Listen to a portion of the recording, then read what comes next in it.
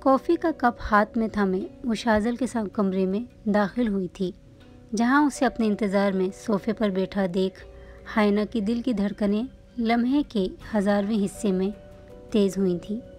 دھڑکتے دل کے ہمراہ اس نے شازل کی جانب قدم بڑھائے۔ یہ لیں کافی، اس نے نرمی سے کہتے اسے کافی دینا چاہی، مگر وہ بنا رسپانس دیے ایک ٹک اسے دیکھے گیا۔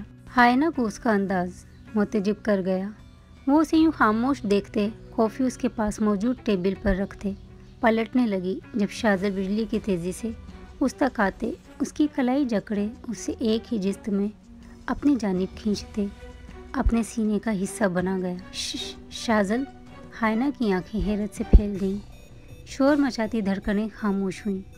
شازل کے چہرے پر وحشیانہ تاثرات دیکھتے، تمہاری ہنسی بہت خوبصورت ہے، مگر وہ کسی اور کے ساتھ نہیں ہونی چاہیے۔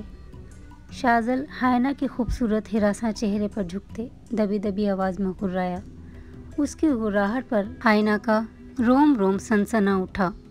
ہائنہ نے بمشکل اپنی کلائی اس کی سخت وحشیانہ گرفت سے آزاد کرنے کی صحیح کی۔ جواباً شازل اس کی کلائی آزاد کرتے اس کے بازو اپنی فولادی گرفت میں جکڑ گیا۔ شازل پلیز چھوڑیں مجھے۔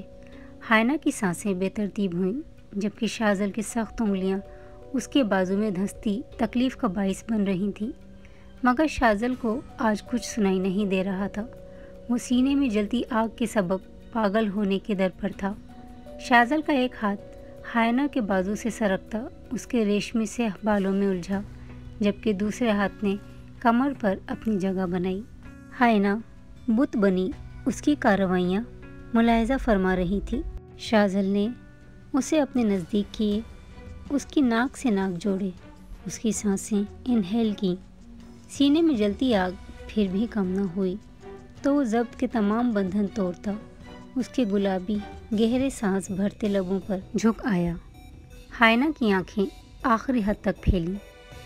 اس لمس میں نرمی منقود تھی، شدت تھی، جلن تھی، اشتعال تھا۔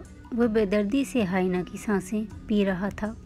یہ محبت نہ تھی، یہ حق ملکیت کا اعلان تھا۔ ہائنہ کا پورا وجود کانپ اٹھا۔